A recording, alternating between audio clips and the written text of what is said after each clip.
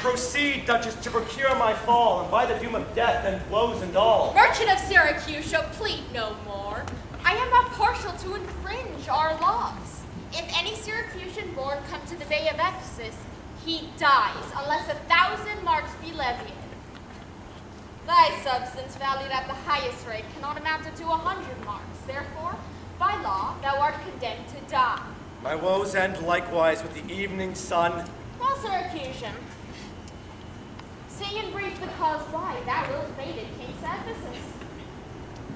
In Syracusa was I born and wed unto a woman, happy but for me.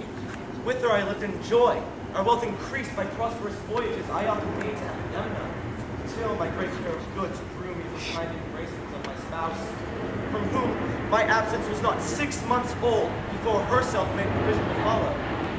Soon, she safe arrived where I was. There, she had not been long, but she became a joyful mother of 2 goodly sons. Aww. So like the others could not be distinguished but by names.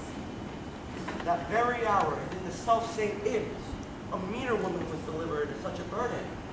Male twins, both alike. Those where their parents were exceeding poor, I bought and brought up to attend my sons.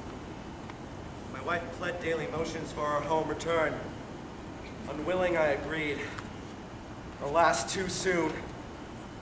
A league from Epidemnum had we sailed, when what obscured light the heavens did grant conveyed a warrant of immediate death. The sailors, they sought for safety in the dank, and left the ship, then sinking ripe to us. My wife, more careful for the ladder borne, had fastened him unto a small spare mast. To him, one of the other twins was bound, whilst I had been like heedful of the others. My wife and I fastened ourselves at either end of the mast, and floating straight. Now let me say no more! Lead forward, old man, do not break off so, for we may pity, though not pardon thee. Oh, had the gods done so. We were encountered by a mighty rock. Our sinking ship was splitted in the midst. Her part, poor soul, was carried with more speed before the wind, and in our sight they 3 were taken up by fishermen of Corinth, as we thought. At length, another ship had seized on us, and therefore homeward did they bend their course. Thus by misfortunes was my life prolonged, to tell sad stories of my own mishaps. What hath befallen of them and thee till now? My youngest boy, and yet my eldest care, at 18 years, became inquisitive after his brother, and importuned me that his attendant, ref of his brother, might bear him company in the quest of him. 5 summers have I spent in furthest Greece, through Asia homeward, came to Ephesus, hopeless to find, yet loath to leave unsearched this place or any place that harbors men. Now trust me, were it not against our laws, my soul would sue as advocate for thee. Try all the friends thou hast in Ephesus. Beg thou or borrow to make up the sum and live. If no, then thou art doomed to die. Officer, take him to thy custody. I will, my lady. Hopeless and helpless doth Aegean wend, but to procrastinate his lifeless end.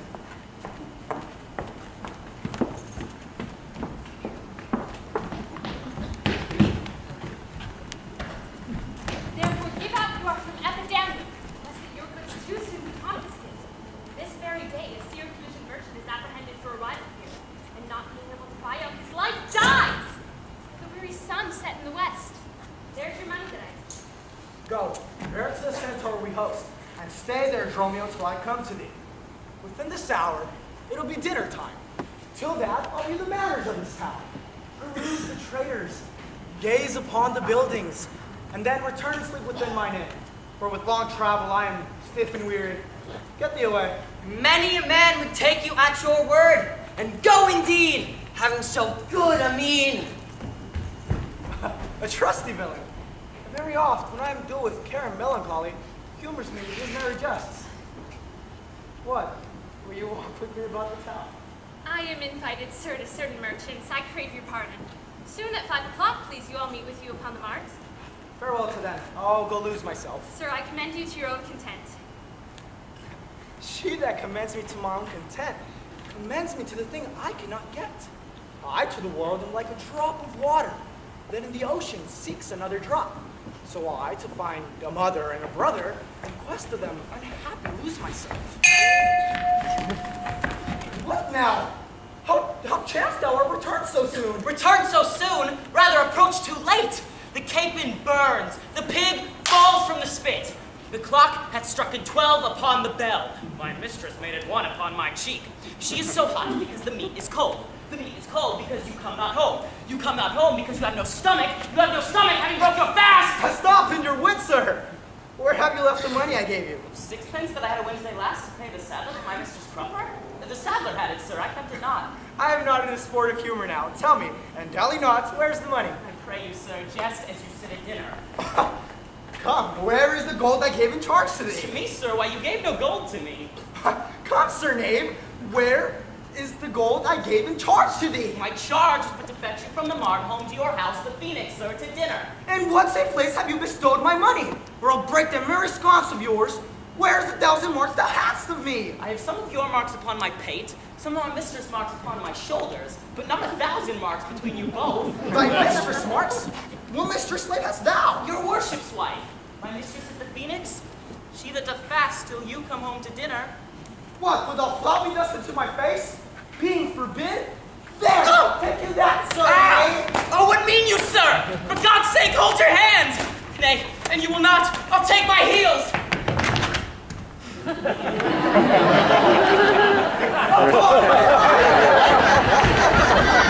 By some device or other, this bill is overwrought of all my money.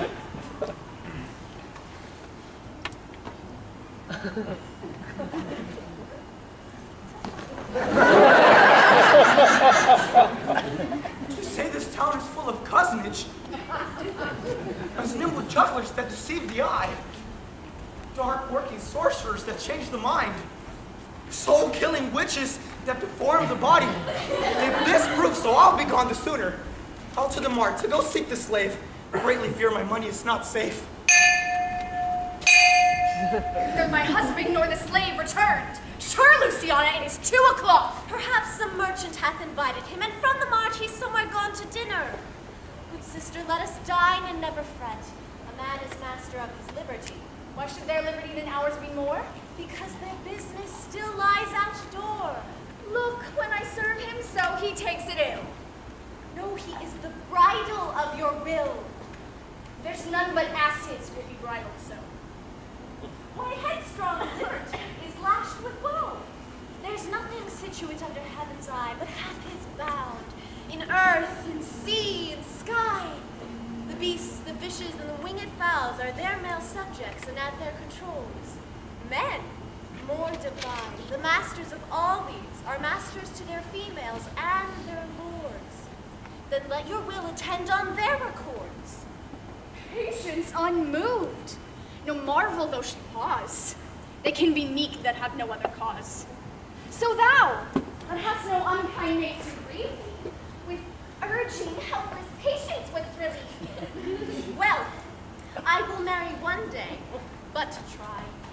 Here comes your man. Now is your husband nigh. Say, is your tardy master now at hand? My mistress, sure my master is mad. When I desired him come home to dinner, he asked me for 1,000 marks in gold. 'Tis dinner time, quoth I. My gold, quoth he. Your meat doth burn, quoth I. My gold, quoth he. Oh, will you come home, quoth I. My gold, quoth he. Where's the 1,000 marks I had of thee? My mistress, sir, quoth I. Hang up thy mistress, I know not thy mistress. Out on thy mistress. For who? Quoth my master. I know, quoth he. No house, no wife, no mistress. Rah! Go back, thou slave, and fetch him home. Go back again and be new beaten home. Oh, for God's sake, send some other messenger. Back, slave, or I will break thy pate across. And he will bless that cross with other beating. Between you, I shall have a holy head. Greeting, peasant, and fetch thy master.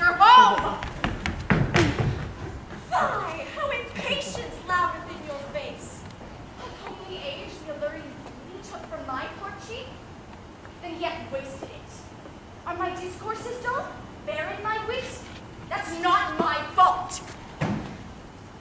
My decayed fare, a sunny look of his would soon repair. But too unruly, dear, he breaks the pail and feeds from home. Poor I am but a stale, self-harming jealousy. Fie, beat it hence! Unfeeling fools can with such wrongs dispense. I know his eye doth homage otherwhere, else what lets it but he would be here? Sister, you know he promised me a chain. Since that my beauty cannot please his eye, I'll weep what's left away and weeping die! How many fond fools serve mad jealousy? Take me back to Constantinople, I can't go back to Constantinople, to Istanbul, not Constantinople anymore. Take me back to Constantinople, I can't go back to Constantinople, to Istanbul, not Constantinople anymore. Even the Turks know that. The old Romeo is laid up safe at the Centaur. Here he comes. How now, sir? Is your merry humor altered? You know no Centaur, you receive no gold, your mistress sent to have me home to dinner. My house was at the Phoenix? Was thou mad that thou so madly thou didst answer me? What answer, sir? When spake I such a word? Even now, even here, not half an hour since. I have not seen you since you sent me hence, home to the Centaur, with the gold you gave me. Villain, thou didst deny the gold receipt and told me of a mistress and a dinner.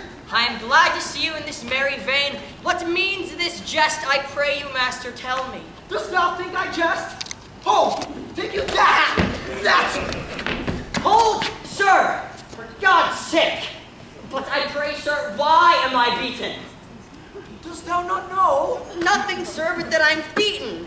Shall I tell you why? Aye, sir, and wherefore? For they say every why hath a wherefore. Why, first, for flogging me, and then, wherefore, for urging it to me the second time.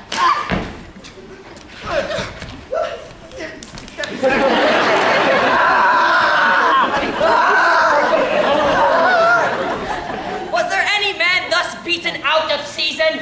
When, in the why and the wherefore, is there neither rhyme nor reason?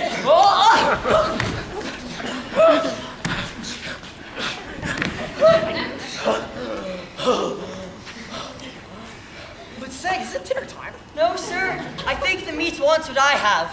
Good time, sir. What's that? Basting.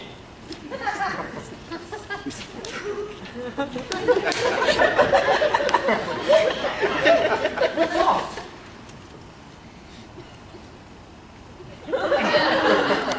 Who walks us yonder? I, Articulus, look strange and frown. Some other mischief hath thy sweet aspects. How comes it now, my husband, oh, how comes it that thou art thus estranged from thyself? Do not tear thyself from me!